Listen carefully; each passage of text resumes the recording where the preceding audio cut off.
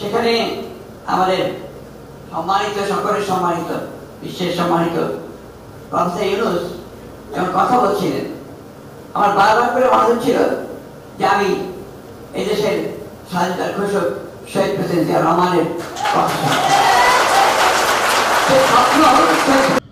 নিশ্চয়ই শুনেছেন। What a dialogue, what a dialogue. তবে আমার মনে হয় একটু বেশি প্রশংসা করতে গিয়া আমাদের বিএনপির খুবই প্রথিতযশা রাজনীতিবিদ, বর্ণ রাজনীতিবিদ অনেক ধরনের ঝড় চড়াই উতরাই পার হইয়া তিনি আজকের এই জায়গায় আসছেন। তো একটু বয়সও হয়েছে। আমার মনে হয় যে বিএনপির জনগণ, আপনারা কি মনে করেন, আমি আমার কথা বাদই দিলাম, যে আমাদের মির্জা ফখরুল ইসলাম সাহেব তিনি যে আবেগের বশে বা জোশের ঠেলায় যে শব্দটা ব্যবহার করলেন যে ডক্টর ইউনূসের মধ্যে তিনি জিয়াউর রহমানের প্রতিচ্ছবি দেখতে পান, মানে কোন অ্যাঙ্গেলে, মানে অ্যাঙ্গেলটা কোনটা, আসলে এখানে আসছে বক্তব্য। তো মানে এখানে কি দেখতে পাই, আমি যতটুকু মেজর জিয়াউর রহমান সম্পর্কে পড়াশোনা করেছি বা দেখেছি, হ্যাঁ অ্যাজ এ আর্মি পার্সন হিসেবে ওনার হাইট টাইট ভালো ছিল, সাহসী ছিল। ডক্টর ইউনূস কিন্তু ওই রকম কি সাহসী মানুষ? তিনি কি আওয়ামী লীগ সরকারের সময় আওয়ামী লীগ সরকারের বিরুদ্ধে যায়? দিন শেষে যতক্ষণ না তিনি সরকারের যে রাজস্ব ফাঁকি দিয়েছিলেন সেটা নিয়ে বিপদে না পড়ছেন, আওয়ামী লীগ সরকার কর্তৃক তিনি হেনস্থা না হয়েছেন, ওই সময়ের আগ পর্যন্ত তিনি কি কখনোই রাষ্ট্রের জরুরি অবস্থায় সাহসিকতার পরিচয় দিয়েছেন? আপনার মনে হয়েছে দিচ্ছেন? জিয়াউর রহমান এদেশে আওয়ামী লীগের রাজনীতিকে পুনর্বাসিত করছিলেন। দুর্ভাগ্যজনকভাবে পরে তিনি 13 দিনের মাথায় সম্ভবত শাহাদাত বরণ করছিলেন। তা আমাদের জনাব জিয়াউর রহমান আর ডক্টর মোহাম্মদ ইউনূসের মধ্যে আকাশ পাতাল পার্থক্য। জিয়াউর রহমানের হয়তো নভেল নাই, সেটা আলাদা, কিন্তু তার প্রতি সারা বাংলাদেশের মানুষের যে ভালোবাসা, শ্রদ্ধা, সর্বজন শ্রদ্ধেয়। আপনি দেখেন ওই আওয়ামী লীগ কি বলছে এটা জরুরি না, বিএনপি বঙ্গবন্ধু নিয়ে কি বলে এটাও জরুরি না, মানুষ কি বলে এটা জরুরি। আওয়ামী লীগ মেজর জিয়াউর রহমানকে মুক্তিযুদ্ধের বিরোধী শক্তি বানাই হতো প্রচারণা, মানুষ কি খাইছে? বা আওয়ামী লীগের যে সকল নেতারাও এইসব বক্তব্য দিচ্ছে তারাও কি বিশ্বাস করতো? তারা জানতো তিনি দেশপ্রেমিক মানুষ। এখন বঙ্গবন্ধু নিয়ে যা হচ্ছে, মানুষকে এগুলা খায়, 4 জন বলার জন্য বলে, বাহবা হবা পাওয়া যায়, এরাও জানে বঙ্গবন্ধু দেশপ্রেমিক ছিলাম।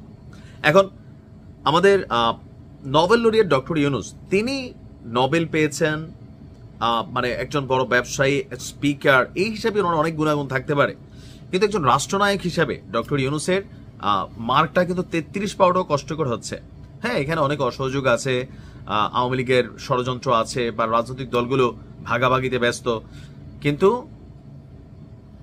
জিয়াউর রহমানের প্রতিচ্ছবি ডক্টর ইউনূসের মধ্যে পাওয়া, মির্জা ফখরুল ইসলাম সাহেবের সম্ভবত বয়সের একটা বিষয়, নাকি আসলে খুশি করতে গিয়া তেল মারলেন, আমি নিজেও এটা বুঝলাম না। জাতিসংঘের সাধারণ অধিবেশনে এখানে মানে প্রধান উপদেষ্টা যেই বৈঠক টৈঠক করেছেন, বিশ্ববাসী দেখেছে, তো তিনি বলছেন যে আমরা বিপ্লব পরবর্তী কার্যক্রম পরিচালনা ঐক্যবদ্ধ আছি, আগামী দিন ঐক্যবদ্ধ থাকবো। তিনি দূরদৃষ্টি সম্পন্ন ডক্টর ইউনূস, দুনিয়া জোড়া তার সুনাম।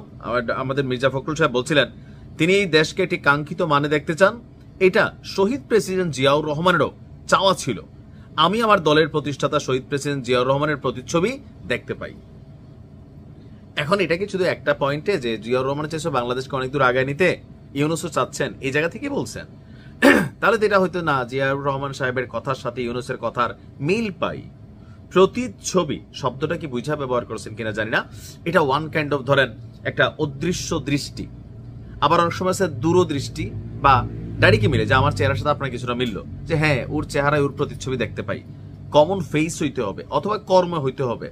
এখন কর্মের জায়গাটা থেকেও কিন্তু এটা আসে না। প্রতিচ্ছবি বলতে আমরা যেটা বেশি পাই, বেশিরভাগ সময় ইমেজিনারি একটা চরিত্র। তো ডক্টর ইউনূস রাষ্ট্রপ্রধান হওয়ার আগ পর্যন্ত মানে তিনি কোন কাজ করছেন যে জিয়াউর রহমানের প্রতিচ্ছবি মির্জা ফখরুল ইসলাম সাহেব দেখতে পেয়েছেন? তো আমার মনে হয় যে এটা কথার সাথে মানে ঠেলার সাথে বইলা দিচ্ছেন আর কি।